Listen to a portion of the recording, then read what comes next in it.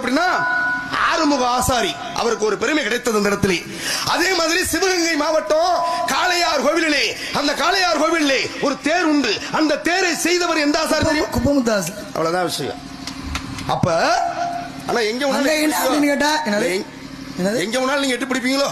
நீங்க நீங்க போய் காமிப்பீங்களோ? இல்ல அவ்வளவு தைரியமா இல்ல உடனே இந்த ஆசாரிய சொல்றா, அந்த ஆசாரி யாரா? இந்த ஆசாரி தெரியாம நின்றுவோமா? இந்த ஆசாரி யாருங்க போது அந்த ஆசாரி தெரியல.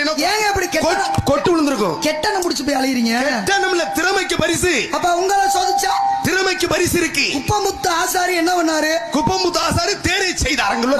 மருது சகோதரர்கள் அவருக்கு எல்லாத்துக்குமே பணம் கொடுத்தாங்க. ஆமா, அவங்களை கொடுக்கும் போது வேணான்ட்டாரு குப்பமுத்து ஆசாரி. வேண்டாம்னாரு முதல்ல. ஏன் அப்படின்னா அவர் முதல்ல தேர் செய்யும் போது பிள்ளையாருடைய சிற்பத்தை செதுக்கும் போது அந்த சிற்பம் ஒடிஞ்சு போச்சு. ஆமா, அப்ப துதிக்கி ஒடிஞ்சு போச்சு. ஏதோ ஒரு கெட்ட விஷயம் நடக்க போகுதுன்னு அவருக்கு தெரிஞ்சிருச்சு. அப்ப ஓலைச்சுவடி எடுத்து பார்க்கும் போது இந்த தேரை செய்து இதிலே அமரும் அந்த மண்ணே அன்றைக்கு இறந்து போவேன் அப்படின்னு தெரிஞ்சு போச்சு. அதனால அவர் எதுவுமே வேணான்ட்டாரு.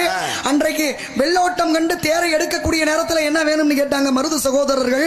அப்ப சொன்னாரா, எனக்கு வேற ஒண்ணு வேணாம், இந்த ஒரு நேரத்துல கொஞ்ச நேரம் மட்டும் ஒரு நாள் முதல்வர் கேள்விப்பட்டிருப்பான். ஒரு நாள் அரச பதவி, ஒரு நேரப்பட்ட அரச பதவி எடுத்துக்கொண்டவர் குப்பமுத்து ஆசாரி. அப்ப பாருங்க, இந்த நாட்டுக்காக, அந்த மாவட்டத்துக்காக, அந்த நாட்டில் இருக்கக்கூடிய மக்கள் வாழ்வதற்காக பாருங்க, அந்த தேர்ல பெரிய மருது உட்கார்ந்தா, சின்ன மருது உட்கார்ந்தா தேரு ஆக வெடிக்க கூடும், தீப்பெட்டி எரியக்கூடும். அப்ப நாட்டோட அரசன் போயிட்டா மக்களை யாரு காப்பது என்று ஆக விஸ்வகர்மா வர்க்கத்திலே பிறந்த குப்பமுத்து ஆசாரி நான் இறந்தா